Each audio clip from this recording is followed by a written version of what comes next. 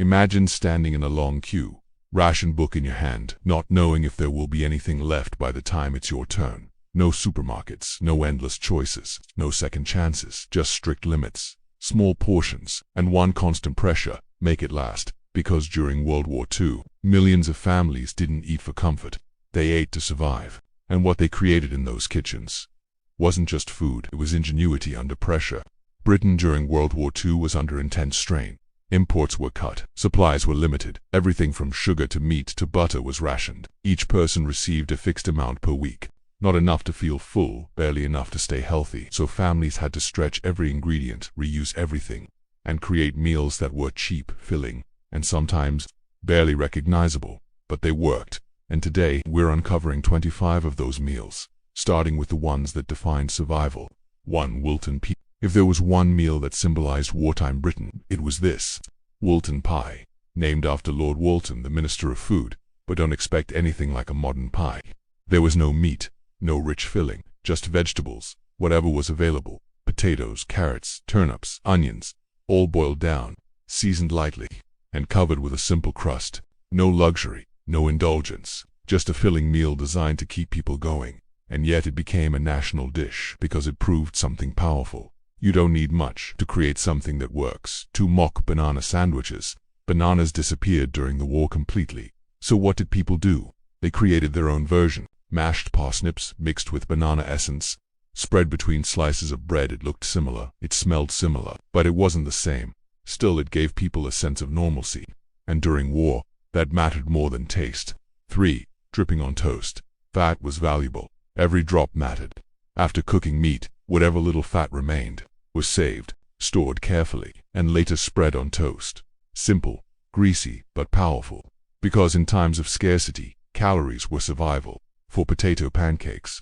Potatoes were one of the few foods that remained accessible, so they became the foundation of many meals. Grated potatoes, mixed with a little flour, fried lightly, crispy on the outside, soft on the inside, cheap, filling, effective. But here's the deeper truth: these weren't made for taste. They were made to stretch ingredients, to turn a few potatoes into something that could feed a family. 5. Bread pudding. Sugar was rationed, so desserts became rare.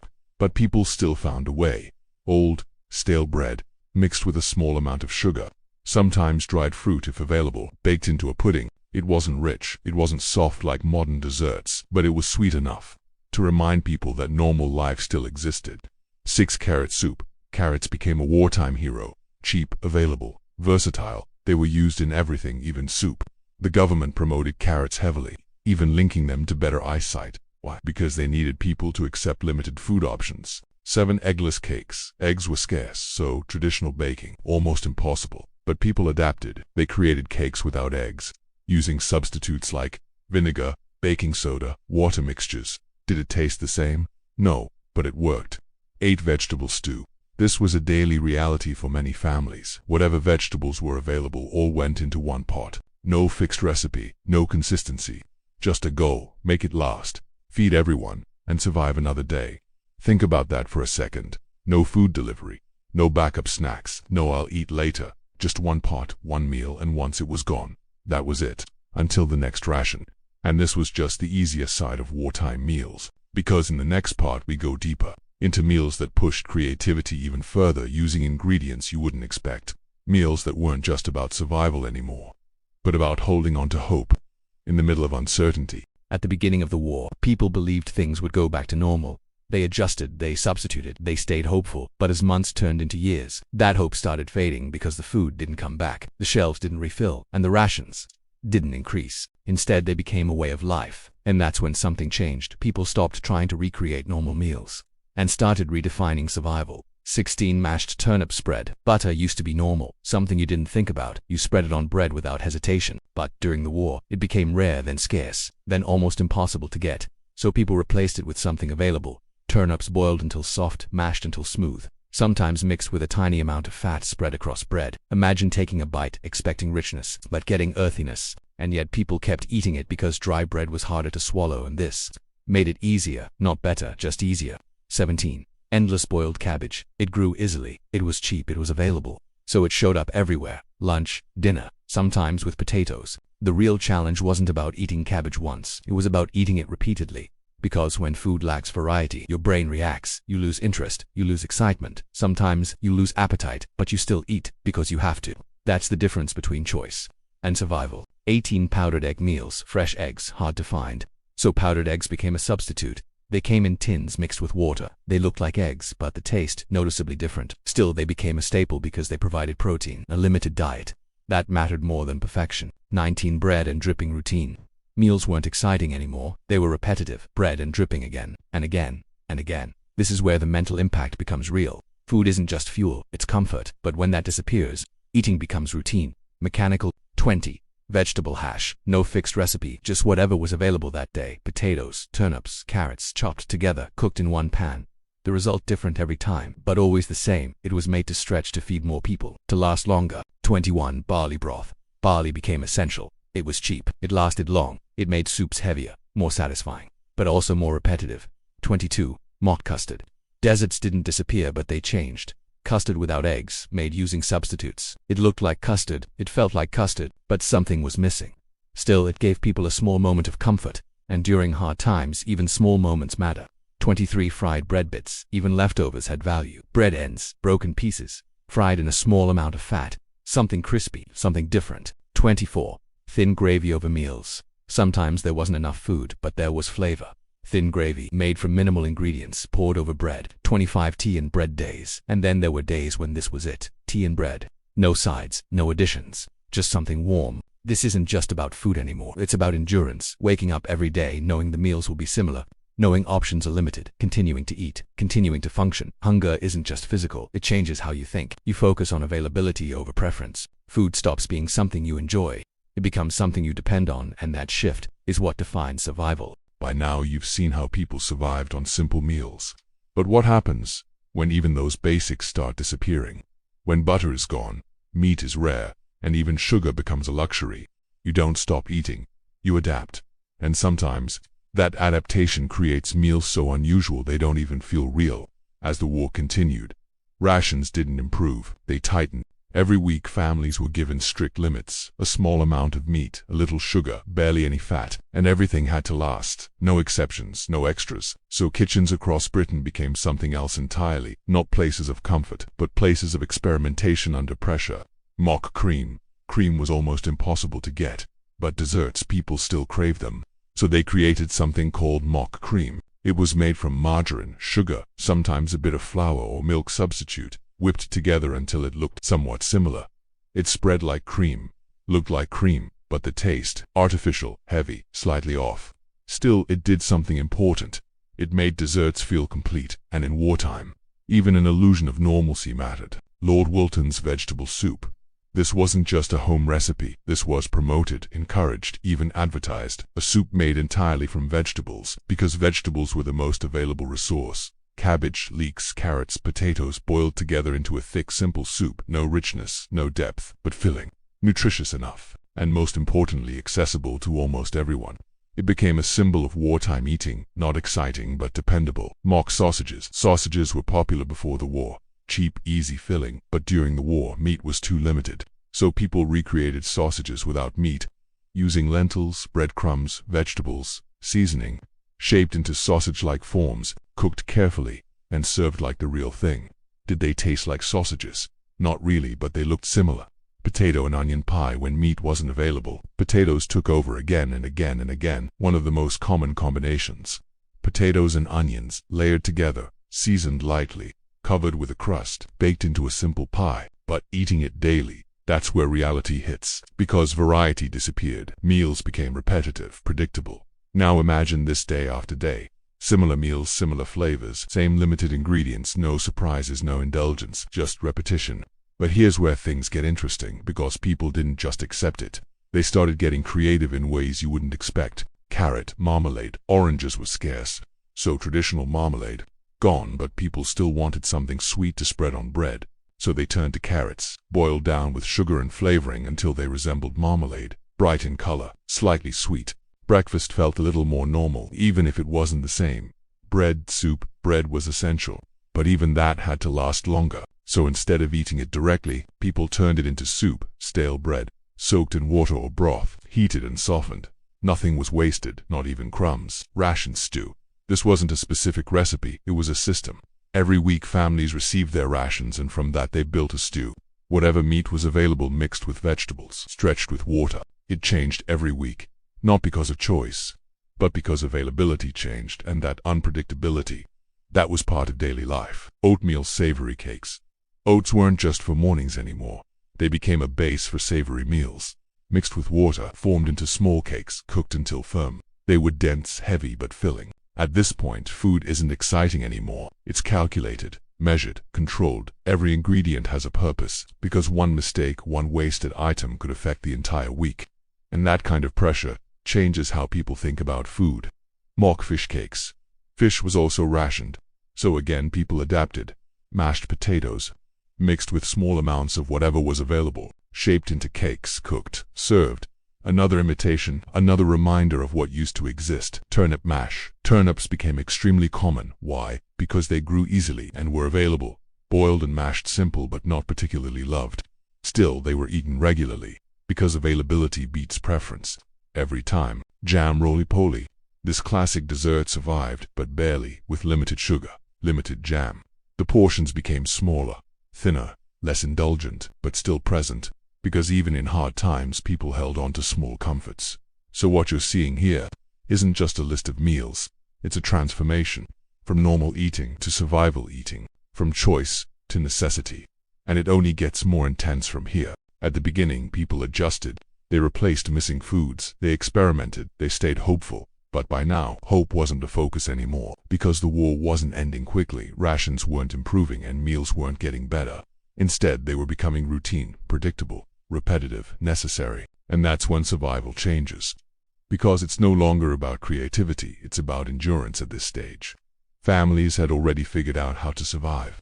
They knew how to stretch ingredients. They knew how to replace missing items. But there was one problem: they couldn't fix monotony. The same foods again and again. The same tastes again and again. And when that happens, food stops being something you enjoy.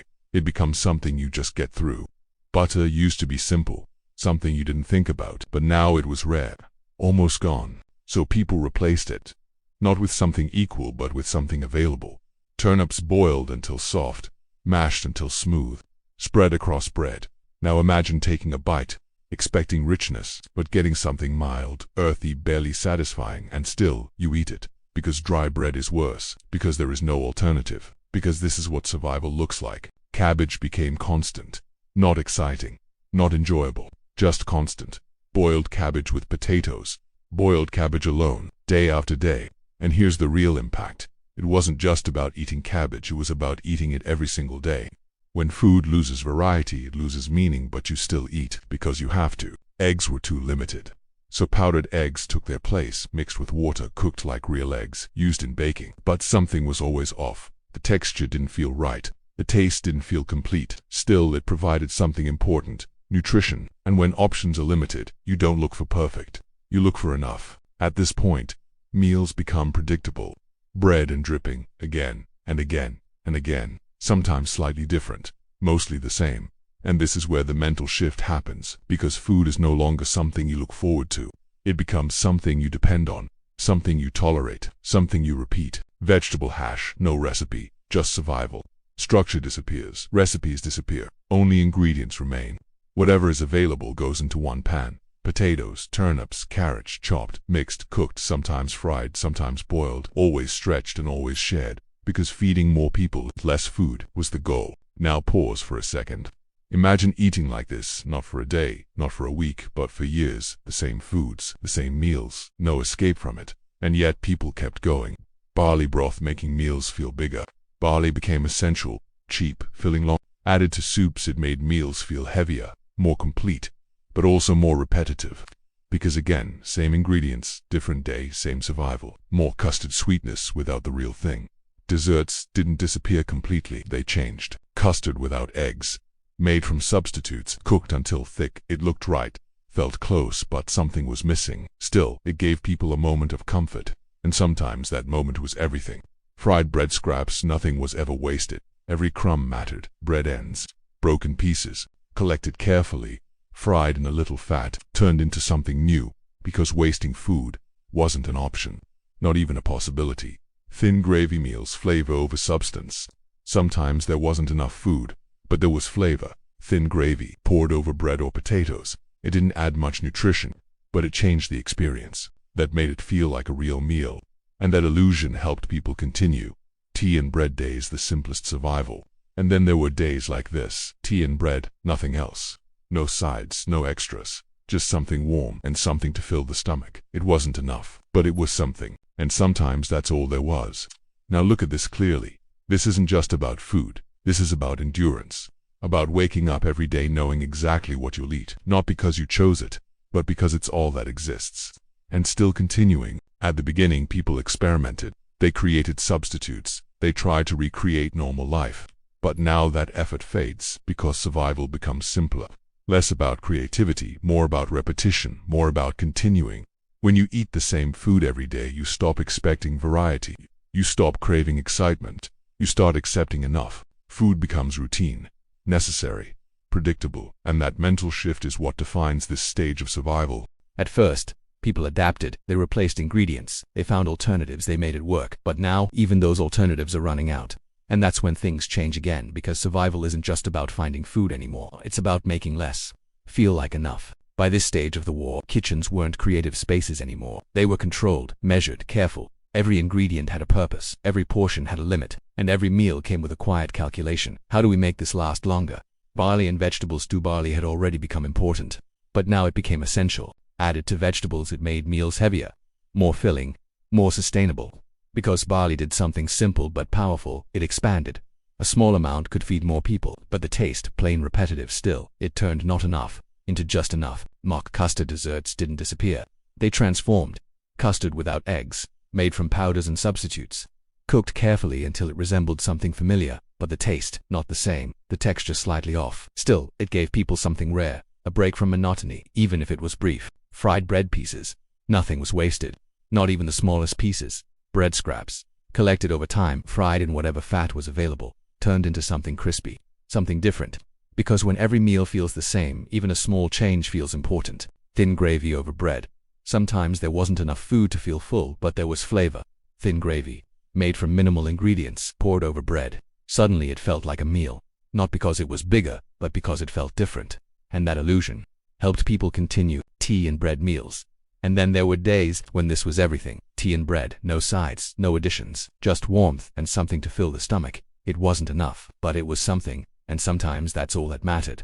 Now, think about this. Meals are getting simpler. Options are disappearing, and yet people are still finding ways to continue. Not because it's easy, but because they have to. Leftover mash. Leftovers stopped being separate, they became one. Potatoes, vegetables, scraps, all mashed together. No structure, no variety. Just one combined meal, because separating food required abundance. And abundance was gone. Diluted milk use. Milk had to stretch, so it was diluted, used carefully, shared between family members. The taste became lighter, less rich, but it lasted longer. And in wartime, duration mattered more than quality. Simple oat mixes. Oats became a fallback. When nothing else was available, oats were there, mixed with water, cooked into a thick mixture. Not exciting, not flavorful, but filling and reliable. Vegetable water broth. Even the water used to boil vegetables was saved, reused, consumed, because it still held nutrients. Even the smallest amount mattered, and wasting it was not an option. Small, shared portions. This wasn't a dish, it was a reality. Meals became smaller, carefully divided, shared between family members. Everyone got something, even if it wasn't enough, because fairness mattered, even in scarcity. At this stage, food isn't about taste anymore. It's not about satisfaction. It's about balance. Making sure everyone gets something, making sure nothing is wasted, making sure tomorrow is still possible. This is the shift, where less stops feeling like less, and starts feeling normal. Because when you live with limitations long enough, you adapt to them. There's something powerful here. Not loud, not dramatic, but real. People didn't complain every day. They didn't give up. They adjusted, they accepted, they continued. And that quiet strength, that's what carried them through. At this point, it's no longer about adjusting. It's no longer about replacing. It's about holding on, because the war has gone on longer than expected. Supplies haven't improved, and the energy to keep being creative, that's fading too. What remains is something quieter, more repetitive, more exhausting, a routine built not on choice but on necessity. By now, families knew exactly how far their food could stretch. They knew how to divide portions, how to save leftovers. But there was one thing they couldn't escape, the feeling that meals were getting smaller, simpler, and harder to look forward to. Milk was essential, especially for children, but supply was limited, so families stretched it, watered it down, made it last longer, sometimes just enough to give the illusion of a full serving.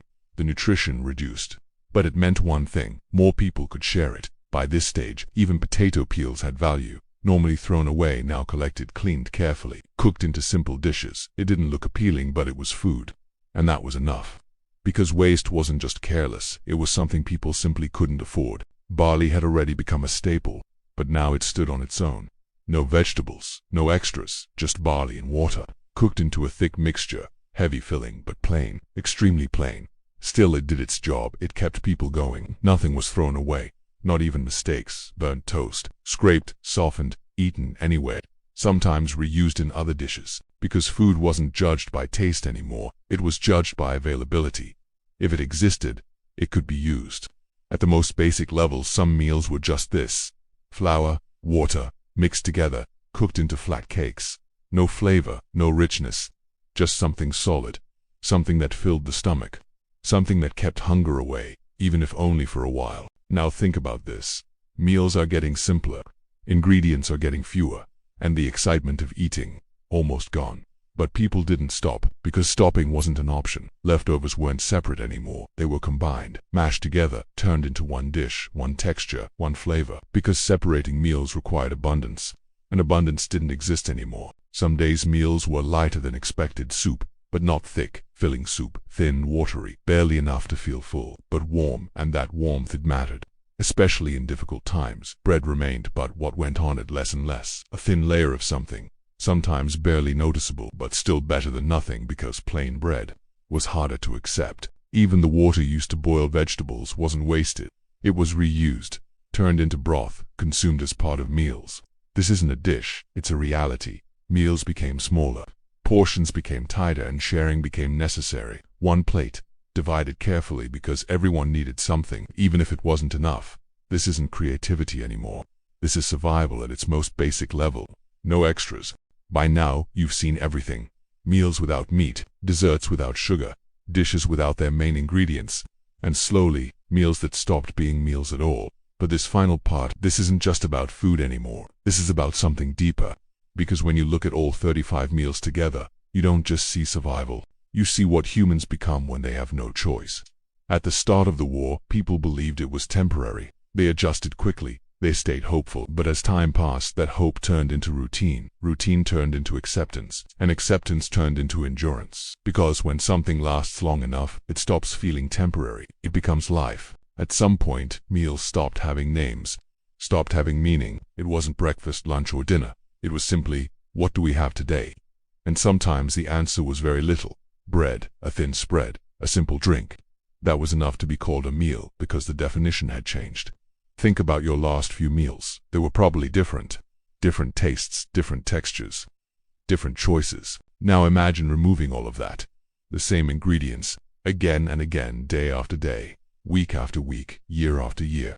At that point, food doesn't excite you. It doesn't comfort you. It becomes something you tolerate, something you rely on but don't enjoy. Every meal came with a question: how much can we eat today without affecting tomorrow? Because taking more now meant having less later. So portions weren't just served. They were calculated, carefully, quietly, sometimes unfairly, but always with one goal: make it last. Meals weren't individual. They were shared. One pot, multiple people, everyone waiting, everyone aware that there might not be enough, and yet people still divided it. Still made sure everyone got something, even if it wasn't equal, even if it wasn't enough. Because survival wasn't just personal, it was collective. And this is where everything changes. Because now, you're not just looking at food, you're looking at decisions, sacrifices, quiet moments where people chose to take less so someone else could have more. Hunger doesn't just affect the body, it changes thinking, it lowers expectations, it removes preference, it simplifies everything. You stop asking, what do I want to eat? And start asking, what is there to eat? And eventually, even that question fades. Because you already know the answer. One of the most powerful shifts is how quickly humans adapt. What once felt like not enough starts to feel normal. Smaller meals, simpler food, fewer options. Over time, they stop feeling like a problem and start feeling like life. When you look back at these meals, it's easy to focus on how simple they were, how repetitive they were, how limited they were. But that's not the real story. The real story is this: people didn't stop. They didn't quit. They didn't wait for things to improve. They adapted. Again and again. Quietly, consistently, without recognition. Because this isn't just history. It's perspective. It shows how quickly comfort can disappear, how fragile systems can be, and how adaptable humans are when they have no other option. Even today, in different parts of the world, similar realities exist. Different foods, different situations. But the same core truth: survival comes first. So when you think about these meals now, don't just see them as cheap or simple. See them for what they really were. Decisions made under pressure. Meals built from limitation, proof of endurance, because behind every simple dish there was a family, a situation, a moment of choice. And maybe that's the most powerful part of all this, not what people ate, but how they kept going, day after day, meal after meal, with less than enough. And still, they endured. Not perfectly, not comfortably, but consistently. So next time you sit down to eat, remember this: not long ago, a meal wasn't guaranteed. It wasn't safe. It wasn't even satisfying. It was simply what kept you going. And if this made you see food differently or think a little deeper, stay with the channel. Because there are more stories like this, stories that don't just tell you history, but make you feel it.